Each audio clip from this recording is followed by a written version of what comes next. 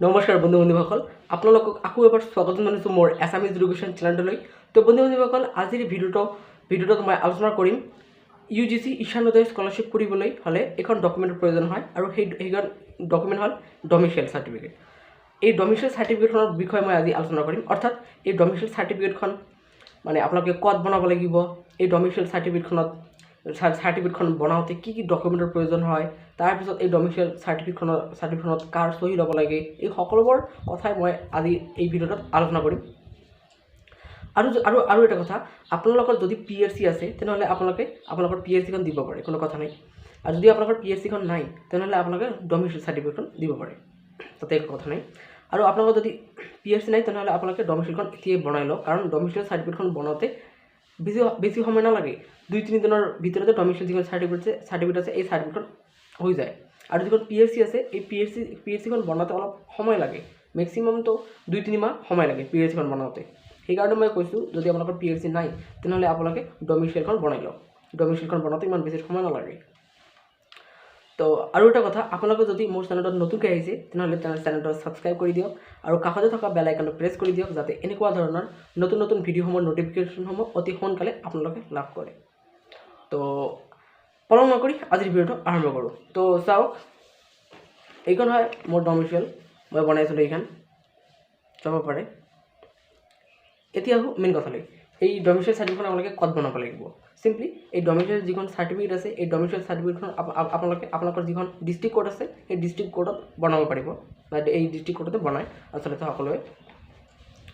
তাৰপিছত আপোনালোকৰ প্ৰশ্ন হ'ল যে এই ডমিচিয়েল চাৰ্টিফিকেটখন বনাওঁতে কি কি ডকুমেণ্টৰ প্ৰয়োজন হয়। চিম্পলি এই ডমিচিয়েল যিখন চাৰ্টিফিকেট আছে এই ডমিচিয়েল চাৰ্টিফিকেটখন বনাওঁতে আপোনালোকৰ যি মেট্ৰিকৰ এডমিট কাৰ্ডখনৰ প্ৰয়োজন হ'ব, অৰ্থাৎ ক্লাছ 10ৰ যিখন আপোনালোকৰ এডমিট কাৰ্ড আছিল এই এডমিট কাৰ্ডৰ প্ৰয়োজন হ'ব।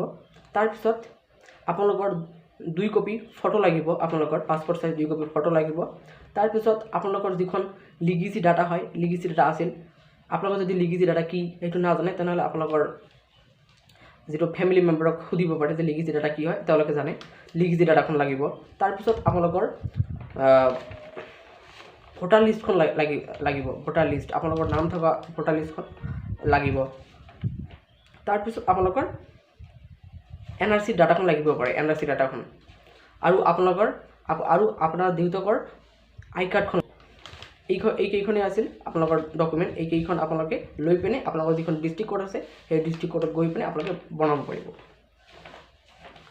তাৰপিছত ইয়াত আপোনালোকৰ চাব পাৰে মেজিষ্ট্ৰেট, ইয়াত চাব পাৰে আপোনালোকৰ যি ডিষ্ট্ৰিক্ট মেজিষ্ট্ৰেট আছে, ফাৰ্ষ্ট ক্লাছ মেজিষ্ট্ৰেট, তাৰ চহী ল'ব লাগিব। ইয়াত চাব পাৰে, ইয়াত মোৰ চিল আছে তাত, আৰু ইয়াত চাব পাৰে ইয়াত চহী আছে মেজিষ্ট্ৰেটৰ। ইয়াত চিম্পলি আপোনালোকৰ ইয়াত কি লিখা থাকিব, ইয়াত চিম্পলি আপোনালোকৰ নিজৰ নাম লিখা থাকিব, তাৰপিছত আপোনালোকৰ দেউতাকৰ নাম লিখা থাকিব, তাৰপিছত আপোনালোকৰ ভিলেজ, তাৰপিছত পোষ্ট অফিচ, তাৰপিছত পুলিচ ষ্টেচন, ডিষ্ট্ৰিক্ট, পিনক'ড, এইখনেই লিখা থাকিব। আৰু চাওক, আৰু এই যিখন ডমিচিয়েল চাৰ্টিফিকেটখন আছে বা PHCখন যে আপোনালোকে মানে দিব লাগে এই স্কলাৰশ্বিপ কৰিবলৈ হ'লে, আপোনালোকে এটা প্ৰশ্ন কৰিব পাৰে যে এই ডমিচিয়েলখনত কিয় দিব লাগে। কাৰণ এই ডমিচিয়েলখন এই কাৰণেই দিব লাগে যে আপুনি যদি অসমৰ স্থায়ী বাসিন্দা হয় তাৰ প্ৰমাণ পত্ৰ হিচাপে এই ডমিচিয়েল চাৰ্টিফিকেটখন নহ'লে PHCখন দিব লাগে। আৰু আপোনালোকে সকলোৱে জানে, আপোনালোকৰ যিটো ঈশানোদয় স্কলাৰশ্বিপ আছে এই ঈশানোদয় স্কলাৰশ্বিপৰ লাষ্ট ডেট হ'ল 31 অক্টোবৰ। এতিয়াই আপোনালোকৰ যিবোৰ ডকুমেণ্ট আছে সেই ডকুমেণ্টবোৰ এতিয়াই বনাই থওক, আৰু টাইম আছে।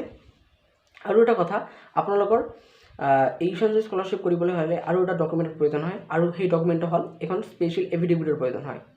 আপোনালোকে যদি নাজানে এই এফিডেভিটখন কি হয়, কেনেকৈ বনাব লাগে, এফিডেভিটখন বনাওঁতে কি কি ডকুমেণ্টৰ প্ৰয়োজন হয়, ক'ত বনাব লাগে, সেইটো নাজানে তেনেহ'লে অলৰেডি মোৰ চেনেলত তাৰ ওপৰত এটা ভিডিঅ' দি থোৱা আছে।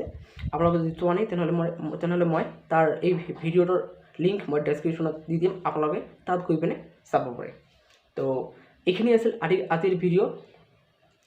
আপোনালোকে যদি এতিয়াও চেনেলটো ছাবস্ক্ৰাইব কৰা নাই তেনেহ'লে চেনেলটো ছাবস্ক্ৰাইব কৰি দিয়ক, কাষতে থকা বেল আইকনটো প্ৰেছ কৰি দিয়ক। আৰু যদি আপোনালোকৰ কিবা প্ৰশ্ন থাকি গৈছে মনত তেনেহ'লে আপোনালোকে মোক কমেণ্টত সুধিব পাৰে, মই তাৰ উত্তৰ দিবলৈ চেষ্টা কৰিম। তেনেহ'লে আজিৰ ভিডিঅ'ত ইমানেই, ধন্যবাদ।